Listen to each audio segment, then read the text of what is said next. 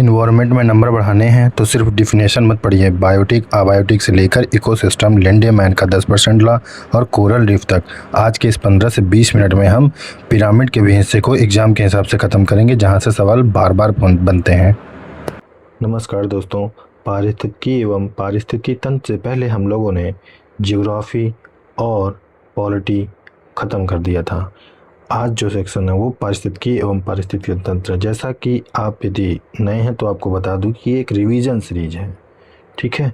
तो revision series के हिसाब से इसमें हम लोग पढ़ेंगे, ठीक है। देखिए आगे बिना किसी देरी के हम लोग शुरू करते हैं। सबसे पहली चीज़ है कि पारिस्थितिकी क्या है। तो पारिस्थितिकी के बारे में अगर ये बात आती है तो बड़ा कन्फ्यूजन होता है कि पारिस्थितिकी और पारिस्थितिकी तंत्र कैसे अलग हैं। तो पारिस्थितिकी क्या होती है? तो पारिस्थितिकी किसी भी जीव का समुदाय, किसी भी जीवों का समुदाय, ठीक है, जीवों का समुदाय प्लस पर्यावरण के जो भी घटक हैं, आसपास जो भी पर्यावरणीय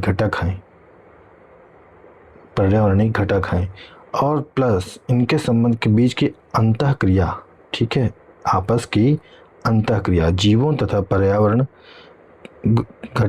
पर्यावरणीय जो घटक हैं इनके बीच की आपस की अंतःक्रिया ही क्या है? पारिस्थितिकी है।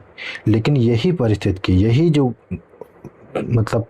हो रही है जीव और पर्यावरणीय घटक के बीच में, ये अगर एक क्षेत्र स्पेसिफिक हो जाए, ठीक है, ये अगर एरिया वाइज एक क्षेत्र स्पेसिफिक हो जाए और तथा कार्यात्मक इकाई जो है दे, मतलब यूनिट जो हो, वर्क यूनिट करे, कार्यात्मक इकाई हो, तो क्या होगा? यही तंत्र फिर क्या ही बन जाएगा?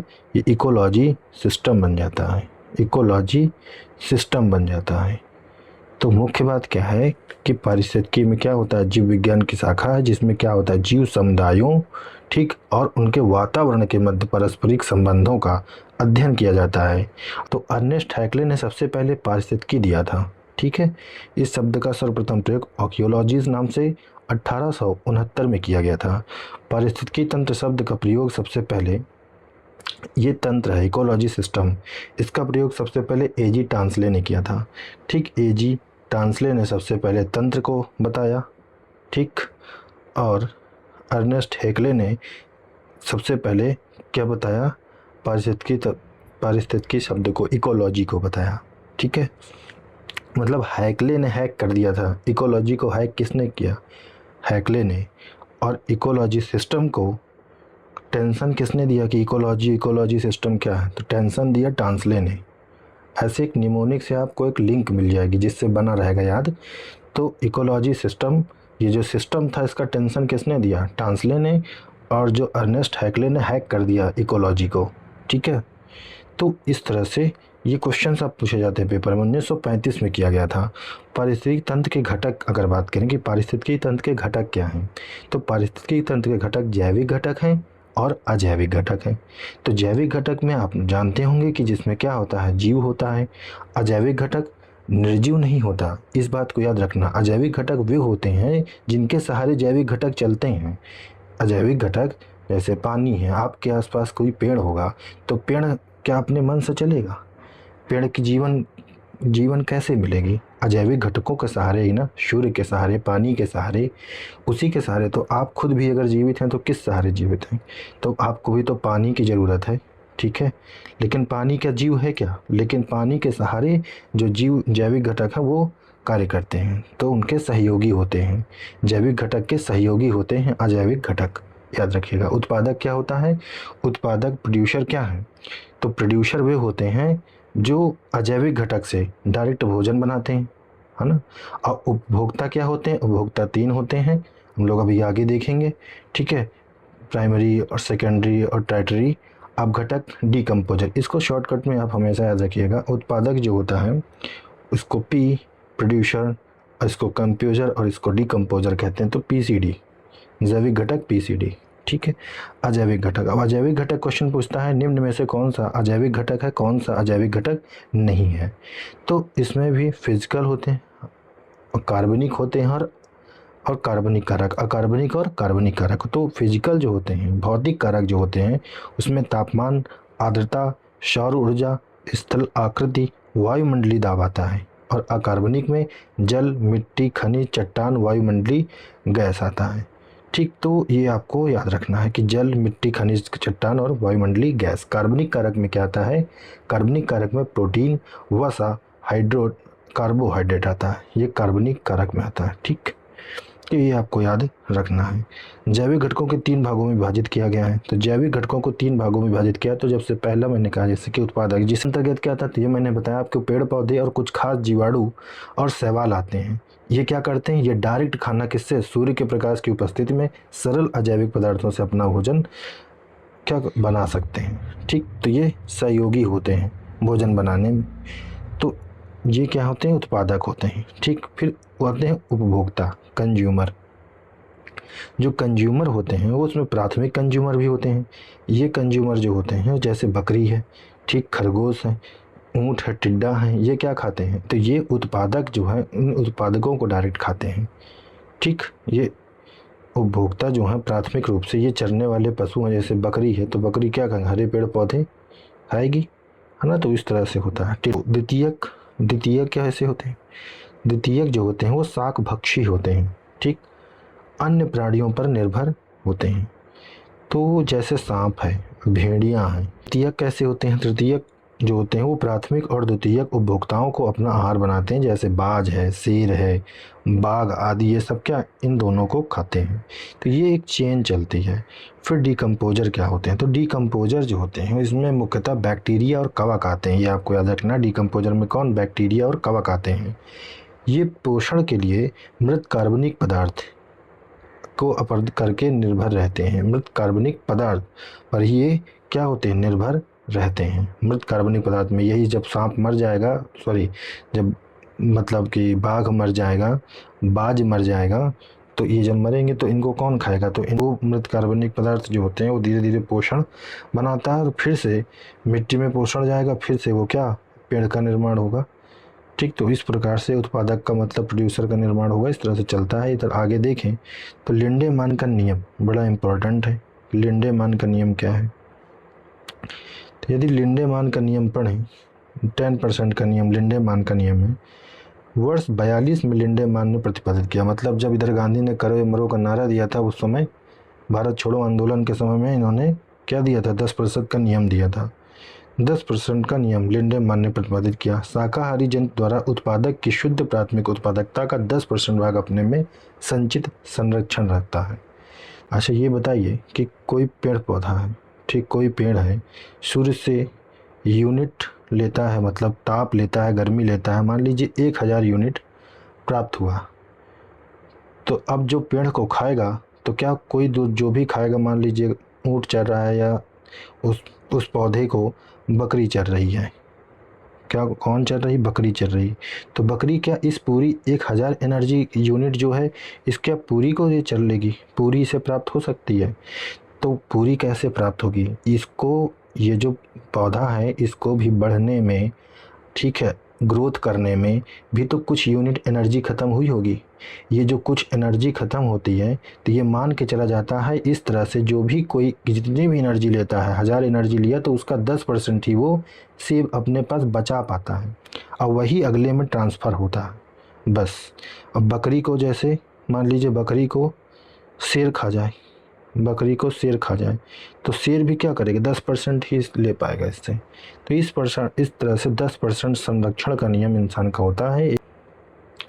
मांसाहारी जंतु द्वारा शाकाहारी जंतु का भक्षण, शाकाहारी की 10% ऊर्जा संरक्षित होती है। खाद्य कड़ी में प्रत्येक स्तर पर उपभोक्ता द्वारा केवल 10% संचित ऊर्जा का अपने शरीर भार में रूपांतरण होता है। याद रखना, केवल 10% रहे या लगभग 10% रहे तो लगभग 10% ज़्यादा सही माना जाता है। ठीक है, क्योंकि ये कोई एकदम फिक्स नहीं है कि 10% होगा। ठीक है, लगभग 10% होता है। नेक्स्ट है कि जैवमंडलीय पारिस्थितिकी तंत्र में ऊर्जा का प्रभाव केवल एक दिशीय होता है। ठीक है, ऊर्जा का प्रभाव एक दिशीय होता है, एक क्रम से चलता है। कैसे? ऊर्जा का प्रभाव अजैविक प्रणाली से जैविक प्रणाली की दिशा में होता है। अब पिरामिड की बात करें तो पिरामिड क्या? पारिस्थितिकी तंत्र के विभिन्न स्तरों के प्रति इकाई क्षेत्र में उपस्थित जीव भार के, किसके? जीव भार का पिरामिड। इसमें आपको यह समझना है कि मान लीजिए कहीं घास है, ठीक, ये घास, मान लीजिए कोई खेत है, उसमें घास है, ये घास है, ठीक। अब इस घास को चरने के लिए, इस घास को चरने के लिए एक बकरी आती है, खरगोश हैं, कई खरगोश हैं, लेकिन जितनी घास है उतने गिनती में खरगोश तो नहीं होंगे, उससे कुछ तो कम ही होंगे। और इस खरगोश को, और इस खरगोश को खाने के लिए, इस खरगोश को खाने के लिए मान लीजिए बाज आया, तो क्या खरगोश खाने के लिए खरगोश से ज़्यादा बाज आएंगे? मीन्स कि इसमें सबसे ज़्यादा संख्या किसकी रहेगी? घास की ही तो होगी। तो सबसे प्राथमिक स्तर पे जो संख्या होगी, वो जितनी घास की संख्या होगी उतनी खरगोश की नहीं होगी, उससे कम खरगोश की संख्या होगी, उससे कम खरगोश की संख्या होगी, और उससे भी कम बाज की संख्या होगी, उससे भी कम। यही पिरामिड जो बनता है, यही जो पिरामिड बनता है, क्या बनता है? ये पिरामिड बन जाता है। तो सबसे ज़्यादा संख्या किसकी होती है? ये उत्पादक की, और फिर उपभोक्ता की, है ना। इस तरह से ये क्रम बनता है, एक पूरी खाद्य श्रृंखला बनती है। इकोसिस्टम में एक जीव से दूसरे जीव में भोज्य पदार्थों का स्थानांतरण खाद्य श्रृंखला कहलाता है। सबसे ज़्यादा घास, घास को कौन? टिड्डी खाएगी, टिड्डी कौन खाएगा? मेढक, और मेढक को सांप खाएगा, और सांप को कौन है? बाज खाएगा। तो इसी तरह से ये क्रम चलता रहता है। तो सबसे ज़्यादा घास की संख्या होगी। मेढक को खाने के लिए कितनी टिड्डी चाहिए? 2-3 टिड्डी चाहिए। टिड्डी को घास खाने के लिए घास कम, थोड़ा और ज़्यादा चाहिए, ठीक। तो इस तरह से सबसे ज़्यादा घास चाहिए, फिर टिड्डी और कम होंगी, इस तरह से इनकी संख्या कम होती चली जाती है, ठीक है। प्रवाल भित्ति पारितंत्र, प्रवाल भित्ति पारितंत्र की बात करें तो प्रवाल एक चूना प्रधान मतलब कैल्शियम कार्बोनेट सागरीय जीव है, जिसके अवशेषों के क्रमशः स्थिरीकरण से प्रवाल भित्ति का निर्माण होता है, ठीक। प्रवाल मुख्यतः उष्णकटिबंधीय सागरों, क्वेश्चन बहुत बार पूछा गया है कि कितने परसेंट, कितने डिग्री में, कितने डिग्री अक्षांशों में ये पाए जाते हैं, क्या? प्रवाल। तो 30 डिग्री उत्तरी अक्षांश, नॉर्थ। ये क्या है? लेटीट्यूड्स है। ये जो रेखा होती हैं लेटीट्यूड्स होती हैं, ठीक। और ये जो रेखा होती हैं लॉन्गिट्यूड होती हैं। तो latitude 30 degree latitude, 30 degree north से 30 डिग्री साउथ, तो इस बीच में क्या? प्रवाल पाया जाता है। ये याद रखना आपको, प्रवाल पाए जाते हैं। इनके जीवित रहने के लिए 18 से 25 डिग्री तापमान उपयुक्त होता है, क्वेश्चन कई बार पूछा गया है। विश्व के सबसे बड़ी प्रवाल भित्ति कौन सी? ग्रेट बैरियर रीफ है। अब ये आप कमेंट सेक्शन में बताइए, ग्रेट बैरियर रीफ पड़ती कहाँ पर है? नेक्स्ट, भारत के प्रवाल भित्ति सबसे ज़्यादा कहाँ? तो सर्वाधिक पाए जाते हैं अंडमान निकोबार द्वीप समूह में, दूसरे कच्छ की खाड़ी सबसे कम, फिर मन्नार की खाड़ी में, और फिर लक्षद्वीप में पाए जाते हैं। आगे बात करें कि जैव विविधता और उसका संरक्षण। तो जैव विविधता एवं उसका संरक्षण किसी प्राकृतिक प्रदेश में पाए जाने वाले जंगली तथा पालतू जीव जंतुओं एवं पादपों की प्रजातियों की बहुलता को क्या कहते हैं? जैव विविधता कहते हैं, ठीक। तो इसमें क्या होता है? जंगली तथा पालतू जीव जंतु एवं पादपों की प्रजाति दोनों की क्या? बहुलता को ही जैव विविधता कहते हैं। 1992 में रियो डी जेनेरियो में आयोजित पृथ्वी सम्मेलन में जैव विविधता शब्द की परिभाषित किया गया। तो जैव विविधता इस शब्द को कहाँ परिभाषित किया गया? तो रियो डी जेनेरियो में सबसे पहले, और पृथ्वी सम्मेलन में। पृथ्वी सम्मेलन कब हुआ? तो 1992 में। ये सारे क्वेश्चन हैं, तीनों अलग अलग पूछे जाते हैं। जैव विविधता शब्द का सर्वप्रथम प्रयोग किसने किया था? तो वाल्टर जी रोजन ने किया था। कब किया था? तो 1985 में किया था। जैव विविधता संरक्षण की बात करें कि इसका संरक्षण कैसे किया जाता है, किसकी? जैव विविधता की संरक्षण। तो स्वस्थानीय संरक्षण का मतलब क्या है? कि जहाँ पर है वहीं पर उसको संरक्षित कर दिया जाए, उसके लिए व्यवस्था वहीं पर कर दी जाए। स्वस्थानीय इनसेचुएटेड, ठीक है। और बाह्य स्थानीय, उसको ले जा करके बाहर कहीं पर उसको संरक्षण दिया जाएगा, उसके लिए जो है घर बनाया जाएगा और वहाँ पर उसको संरक्षण दिया जाएगा, ठीक। तो ऐसा वो क्या स्थान है जहाँ स्वस्थानीय संरक्षण? तो ये ऑप्शन में आते हैं कि निम्न में से कौन सा स्वस्थानीय संरक्षण नहीं है या है? तो राष्ट्रीय उद्यान स्वस्थानीय में आता है, ठीक। वर्तमान में कितने हैं ये अपडेट कर दिया जाएगा। वन्य जीव अभ्यारण्य वर्तमान में कितने हैं? अगर आपको पता है तो पता नहीं, करंट वाले सेक्शन में ये सब अपडेट हम करते रहते हैं। जैवमंडल आगार, पवित्र उपवन एवं झीलें, समुदाय आगार एवं संरक्षण आगार, बाह्य स्थानीय संरक्षण, जीन बैंक, बीज बैंक, निम्न तापीय संरक्षण, वनस्पति उद्यान, वृक्ष उद्यान और जंतु उद्यान, और जो अंतिम में है चिड़ियाघर। तो चिड़ियाघर ही सबसे ज़्यादा पूछी जाती है कि चिड़ियाघर किस में आता है, स्वास्थानीय, बाह्य स्थानीय। तो ये जैव विविधता संरक्षण के बाह्य स्थानीय संरक्षण मतलब चिड़ियाघर जो बनाए जाते हैं, बाहर से कोई पशु लाया जाता है फिर यहाँ रख करके उसका संरक्षण किया जाता है। ठीक है, जैसे अभी अफ्रीका से चीता लाए गए थे तो ये बाह्य स्थानीय संरक्षण आता है, तो ये आपको याद रखना है। फिर बात करें कि भारत में जीव जंतुओं के संरक्षण हेतु प्रयास कैसे, कौन कौन से प्रयास किए गए। तो कस्तूरी मृग परियोजना 1970 में IUCN के सहयोग से किए गए थे। गैंडा परियोजना 1987 में, हंगुल परियोजना 1970 में, प्रोजेक्ट टाइगर 1973 में शुरुआत किया गया। वर्तमान में 18 राज्यों में, लेकिन कुल टाइगर रिजर्व इतने नहीं और ज़्यादा। प्रोजेक्ट एलिफेंट कब शुरू हुआ, तो 1992 में। हाथी मेरे साथी अभियान कब शुरू हुआ, 2011 में। इसका शुभंकर गजू था। लाल पंडा परियोजना कब की है, तो 1996 में WWF के सहयोग से शुरू हुई। हेम तेंदुआ परियोजना 2009 की है। कस्तूरी मृग परियोजना 70 की है और गिद्ध संरक्षण प्रोजेक्ट 2006 से शुरू किया गया था। समुद्री कछुआ प्रोजेक्ट 99 में भारतीय वन्य जीवन संस्थान देहरादून द्वारा शुरू किया गया। गंगा डॉल्फिन संरक्षण के लिए योजना शुरू की गई और मगरमच्छ संरक्षण प्रोजेक्ट भी इसी संरक्षण के साथ में शुरू किया गया। अब अगर बात करें तो प्रमुख पर्यावरणीय अधिनियम, वन्य जीव सुरक्षा अधिनियम 1972 में, वेरी मोस्ट इम्पोर्टेंट। भारतीय वन अधिनियम 1927 में।